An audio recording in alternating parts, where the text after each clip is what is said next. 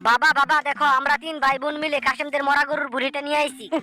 মরা গরুর পচার বুড়ির কি দুর্গন্ধ রে! এক্ষুনি তোরা এই বুড়িটা নিয়ে বাসা থেকে বের হয়ে যা। কেন বাসা থেকে বের হয়ে যাব? তোমাকে কতদিন বলছি আমরা গরুর বুড়ি খাবো, তুমি এনে দিলে না, তাই আমরা মরা গরুর বুড়িটা নিয়ে আইছি। তাই বলে তোরা পচা বুড়িটা খাবি? গরুটা মরেছে 3 দিন আগে, এখনো বুড়িটা ভালো আছে, একদম টাটকা, খেতে ভালোই লাগবে, ঠিক না রে বল্টু? এক্ষুনি এই পচা বুড়িটা ফেলে আয়। পিঙ্কি বাবা দেখি বুড়িটা দেখে অনেক রেগে গেছে, ভালো করে রান্না করে বাবাকেও খেতে দিতে হবে। বাবা কি এই মরা গরুর বুড়িটা খাবে বল্টু? তোর কি মনে হয়? খাবে খাবে আপু, ভালো করে রান্না করলে ঠিকই খাবে। পিঙ্কি আপু আমি গিয়ে দেখি বাবা কই আছে এখন। বল্টু তাড়াতাড়ি আবি, কিন্তু এখানে কিন্তু অনেক কাজ রয়ে গেছে। আচ্ছা পিঙ্কি আপু আমি তাড়াতাড়ি আসবো। ওহ, কতদিন পরে ভুড়ি খাবো, ভেবেই জিভে জল এসে গেছে। মশলাপাতি দিয়ে ভালো করে রান্না করলে খেতে ভালোই লাগবে। ভুড়িটা ভালো করে পরিষ্কার পানি দিয়ে ধুতে হবে, যেন গন্ধ না থাকে। গন্ধ করলে তো বাবা খেতেই চাইবে না। ভালো করে রান্না করলে বাবা লোভ সামলাতে পারবে না, খেয়ে নিবে। আপনি যদি আল্লাহকে ভালোবেসে থাকেন তাহলে ভিডিওতে লাইক ও চ্যানেলটি সাবস্ক্রাইব করবেন।